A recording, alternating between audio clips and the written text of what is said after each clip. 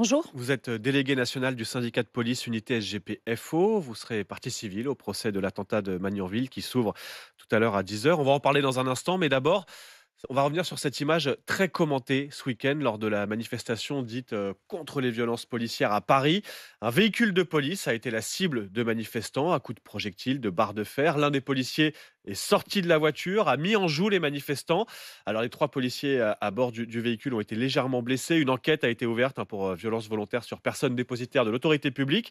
Mais certains responsables politiques s'en sont pris au policier qui a sorti son arme. Un geste inadmissible, dit Sandrine Rousseau.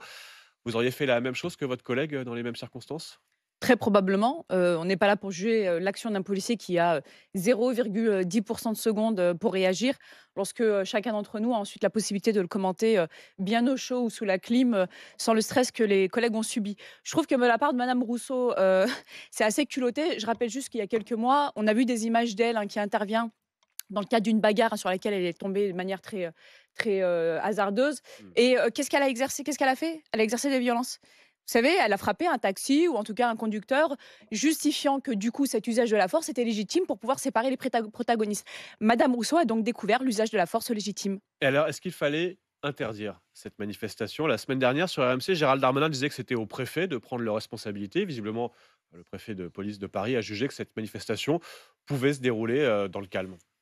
Alors, penser que cette manifestation se déroulerait totalement dans le calme, c'était complètement utopique, puisqu'aujourd'hui, toutes les manifestations quasiment sont gangrénées par des activistes violents que sont les Black Blocs. Moi, j'ai pas d'autre mot pour les qualifier que terroristes. Vous savez, comment est-ce qu'on appelle et comment on qualifie des personnes qui, pour faire passer leurs idées et leurs convictions politiques, passent par la force et particulièrement ciblent les forces de l'ordre? J'ai pas d'autre mot que le mot terroriste. Mais donc Et tout le donc, monde savait que les Black Blocs seraient là, bien sûr, seraient violents, mais il fallait pas interdire. alors, je ne vais pas dire s'il fallait interdire ou pas cette manifestation. Moi, ce que je vous dis, c'est juste qu'elle était indécente. Elle est indécente. Je rappelle juste, et vous l'avez dit en début de propos, c'est qu'on est sur l'avant-veille de l'ouverture du procès de Magnanville, où on va juger une personne, en l'occurrence, présumée complice, d'avoir tué des personnes pour la seule raison qu'elles sont policières, ces personnes. Et on a une manifestation qui s'organise 2 jours avant et qui vient parler de violence policière, alors que quand même, c'est des milliers de policiers qui, chaque année, sont agressés, qui sont violentés. Et pour ma part, j'ai eu l'occasion d'échanger avec les collègues qui ont été agressés samedi, qui ont, pour moi, subi une tentative de meurtre. Évidemment, la tentative de meurtre ne sera pas retenue et on s'arrêtera aux violences volontaires avec arme en réunion, donc c'est déjà aggravé. Et j'aimerais juste faire passer un message et je vais juste le lire. C'est le message des effectifs de police qui ont été agressés et j'aimerais la lire pour rien oublier. Remercier d'abord les effectifs de la Bravem, grâce à qui nous sommes aujourd'hui encore vivants, n'en déplaise à leurs détracteurs. Remercier nos collègues proches de notre commissariat, donc en l'occurrence c'était le 18e arrondissement, qui ont été d'un soutien immédiat et indéflectible.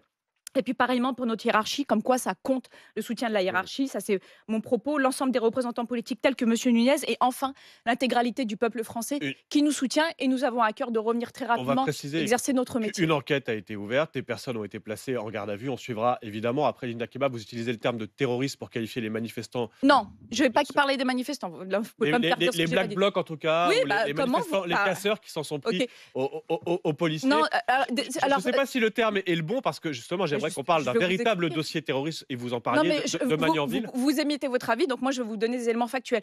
Vous utilisez casseurs. Pourquoi? Est-ce que les policiers sont des objets?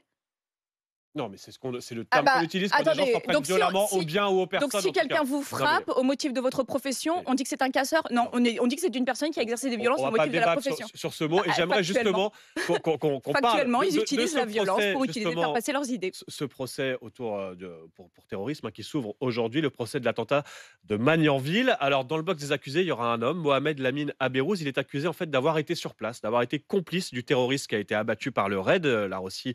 Ah bah là, c'était le 13 juin 2016, je le rappelle, ce couple de policiers assassinés à son domicile devant leur fils de 3 ans. Est-ce que vous vous souvenez, vous, Linda Kebab, de cette journée du 13 juin 2016? Est-ce que 7 ans après, le traumatisme est toujours présent au sein de la police? Le traumatisme est toujours présent au sein de la police.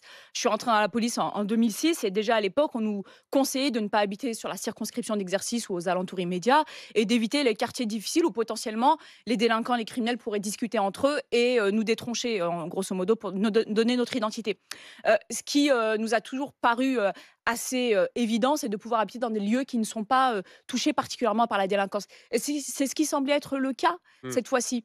Et en fait, on a constaté qu'il n'y avait plus d'endroits paisibles pour les policiers, et même en habitant loin, même en habitant dans un lotissement, même en n'exerçant pas forcément sur la voie publique. Je rappelle que Jessica était policière administrative, hein, donc Mmh. elle exerçait dans des bureaux. Et bien aujourd'hui, avec Internet et particulièrement les réseaux sociaux, la communication passe très bien. Elle passe très bien aussi entre les criminels. Et puis, bah, l'identité de ces deux policiers a été donnée, probablement. Les a-t-il identifiés au commissariat, lui ou un autre? On ne sait pas, c'est l'enquête enfin, c'est le procès en tout cas qui le dira.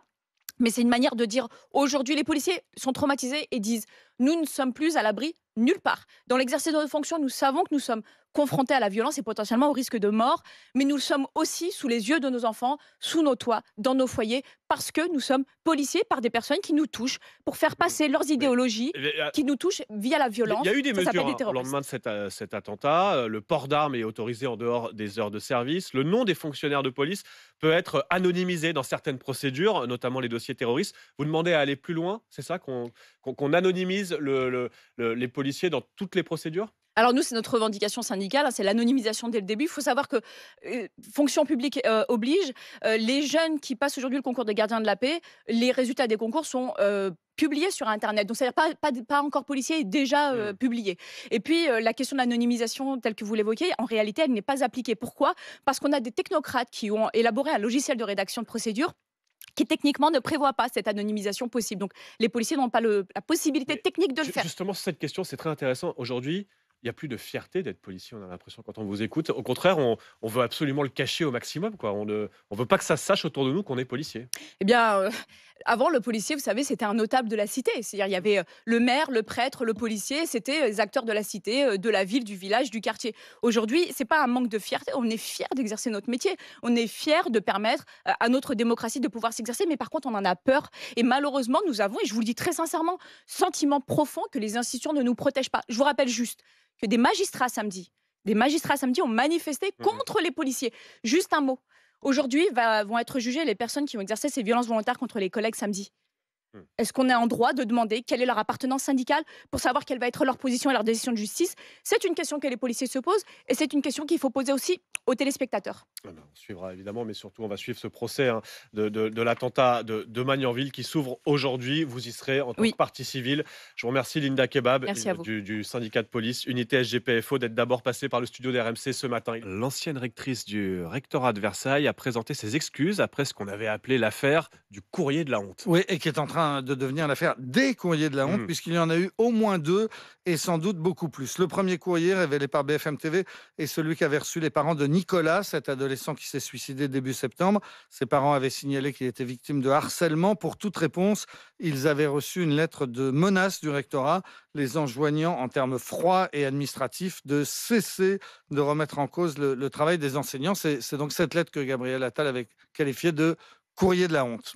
Et puis on a appris qu'une lettre identique avait été envoyée à des parents dont la fille avait été victime d'attouchements sexuels. Oui, l'affaire a été révélée vendredi, de nouveau par BFM TV. Ça s'est passé de nouveau dans les Yvelines. Un père apprend que sa fille de 11 ans et une de ses camarades ont été sexuellement agressées par un surveillant de cantine. Il porte plainte, mais s'étonne que la directrice de l'école ne l'ait pas contacté.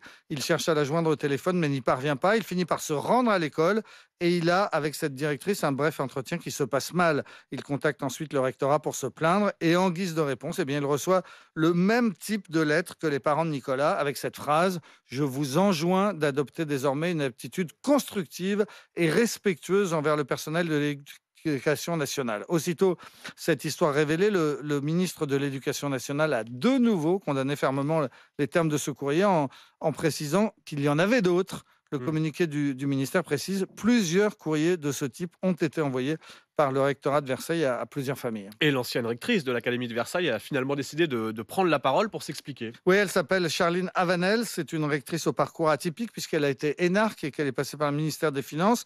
Elle était en poste au moment où ces courriers ont été envoyés. Dans une interview au Parisien hier, elle présente donc ses excuses en son nom et au nom de l'institution. Et puis elle raconte surtout comment les choses se sont passées. La première lettre, celle qui a été envoyée aux parents de Nicolas, a été rédigée et signée par la direction des ressources humaines parce que le principal du collège avait demandé la protection fonctionnelle. C'est une procédure qui prévoit qu'un fonctionnaire qui se sent menacé ou bien contre qui une plainte est déposée peut demander à son ministère de l'assister. Et c'est donc cela qui a déclenché l'envoi de courrier aux parents. Autrement dit, c'est une sorte de courrier type qui, par principe, prend la défense des enseignants comme par une sorte de réflexe corporatiste. Sauf que la rectrice précise bien que dans le cas présent, Mmh. il n'aurait pas fallu l'envoyer à des parents en détresse sans même prendre le soin d'échanger avec l'établissement. Pour elle, c'est donc un dysfonctionnement.